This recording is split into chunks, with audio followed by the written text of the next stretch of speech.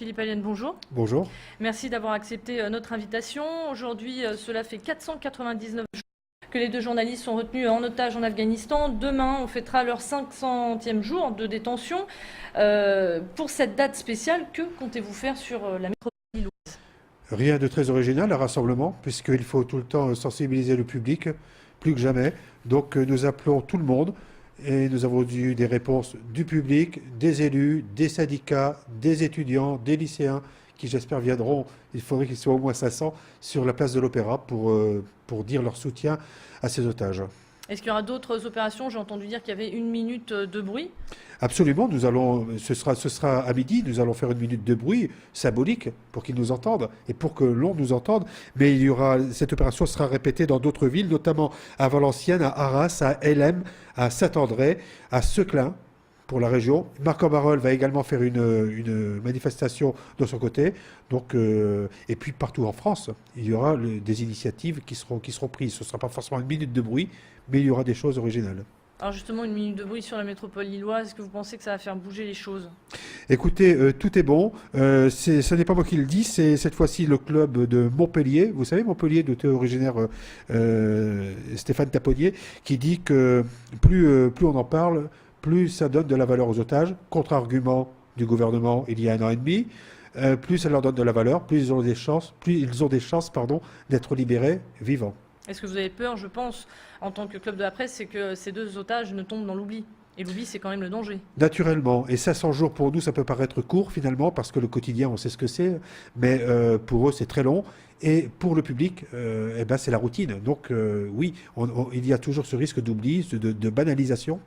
Il faut donc bouger, et tout le temps répéter la même chose. Et surtout appeler à se mobiliser pour des gens qui sont retenus contre leur gré pour avoir fait leur travail.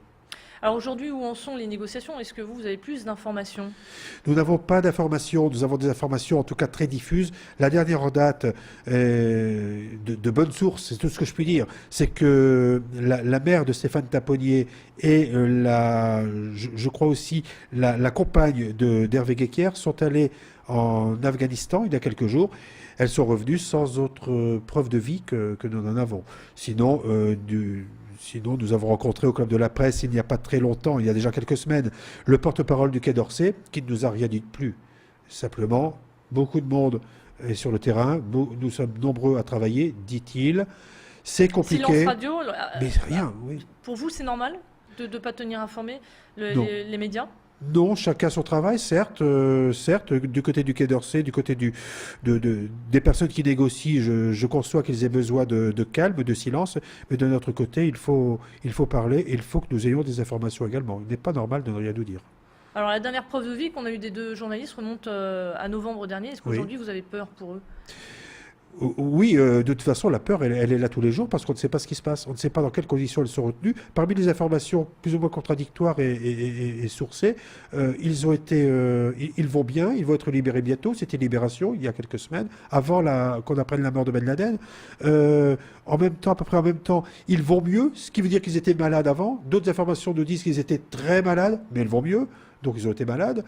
Comment on a ces informations? On ne sait pas du tout. En tout cas, les conditions de détention ne sont certainement pas agréables, c'est le moins qu'on puisse dire.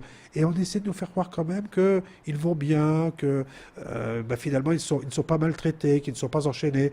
On verra leur retour. Alors justement, vous avez parlé de Ben Laden. Est-ce que cet événement-là, la mort de Ben Laden, va jouer en la défaveur de ces deux journalistes? Je pense que les choses n'ont pas grand-chose à voir. Ben Laden, c'était Al-Qaïda. Quelle était l'influence de Ben Laden au moment, jusqu'à ces derniers jours, nous ne savons pas. Mais ce qui est sûr, c'est que nous avons affaire de toute façon à des groupes qui ne se parlent pas forcément ou qui ne parlent pas forcément le même langage. Les talibans ne sont pas unifiés. Il y a plusieurs groupes talibans. Al-Qaïda, ce ne sont pas les talibans. Donc il ne faut pas mélanger. Il ne faut pas mélanger, mais il y a peut-être des négociations entre eux. Et puis surtout, il y a des négociations entre le gouvernement français et les terroristes, enfin les preneurs d'otages, le pouvoir en Afghanistan également. Le Quai d'Orsay nous dit qu'il faut du temps parce que là-bas, En Afghanistan, la notion du temps n'est pas la même qu'ici. Eh bien moi, voyez-vous, c'est quelque chose que j'ai de plus en plus de mal à entendre. Il faut laisser du temps au temps, ça nous rappelle quelque chose en ce moment. Ça me fait doucement rire. Je pense que les gens qui disent cela, qui ont besoin de temps, c'est ici. C'est à Paris, parce qu'ils n'ont pas les moyens de négocier, ils n'ont pas les mains libres. La France n'est pas seule. Et ce que demandent, à mon avis, les groupes, ou le groupe qui retient les otages, n'est pas forcément de la compétence de la France, et pas uniquement de la France. Il y a bien sûr une demande de rançon, mais il y a une demande aussi qui porte sur les prisonniers politiques. Ça n'est pas du ressort seul de la France. Il y a d'autres demandes également, et je crois que c'est là que ça pêche. Philippe Allen, est-ce que vous croyez que le gouvernement fait assez aujourd'hui? Est-ce que les efforts fournis sont suffisants, ou selon vous, vous pensez que le gouvernement ne fait pas assez dans cette négociation? Je ne peux pas me permettre de répondre à cette question de cette façon. En tout cas, je pense qu'il ne fait pas assez en matière d'information, ça c'est clair. Je crois surtout qu'il est pieds et mains liés.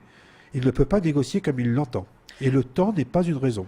Alors, il nous reste 30 secondes, on va rappeler cet événement. Je vois que vous êtes venu avec une pancarte, avec le chiffre, le nombre, 500. Est-ce que vous pouvez Voilà, nous dire il faut bien nous montrer. Donc, il y aura du bruit demain. Donc, j'ai également demandé, je demanderai également demain aux gens de venir avec, on leur donnera des petites affichettes comme celle-ci, montrant le nombre 500, un nombre donc symbolique. Ils le montreront face aux caméras, face au public, pour bien montrer qu'on ne peut pas accepter que l'on puisse être retenu comme ça, qu'on puisse prendre 500 jours de la vie de plusieurs personnes, 5 en l'occurrence.